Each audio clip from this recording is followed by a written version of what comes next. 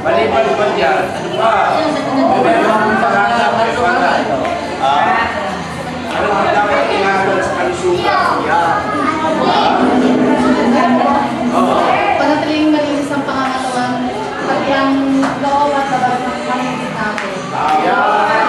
Kailangan dyan kasipagan. Ayun, salamat. Yung asawa ni mister ba ninyo? Pakinig mo na. Yung mga mister nyo ba, iniigatan yung kanilang kalusugan? Naninigarin nyo ba sila?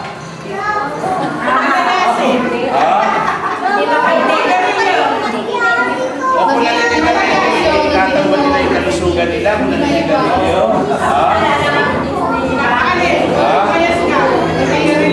O, nagiinom pa.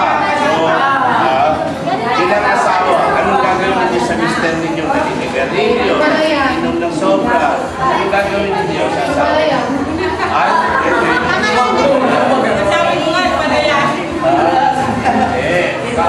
Kaysa kausapin ng mabuti.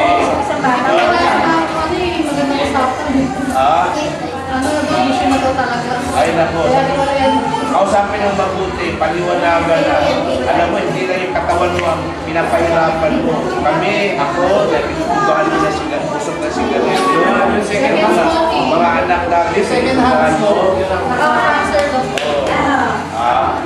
Kumusta yung pagkain pala? Sabi kanina, nutrisyon, ano?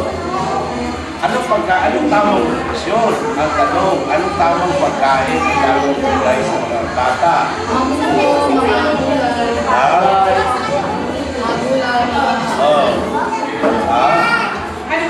Gulay, no? Sila. Kayo ba may kunting dito? Meron kayong gulay yan? Meron kayong gulay sa paso? Meron sa paso? May mga gulay yan kayo sa paso? Wala.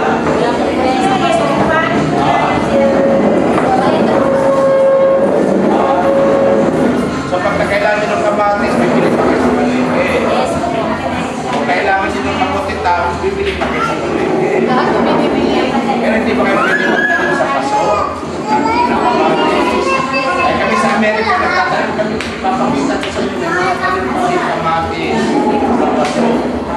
Kaya ba, bibili nyo pa ba yung kamatis kung meron kayong kamatis sa paso? O meron kayong pinapatulong kamote tops dyan, silid dyan sa paso. O ang papalaya dyan, pinapagapang nyo sa inyong mga bako, bibili pa ba kayo?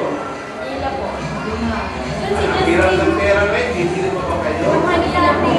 Kasi may mga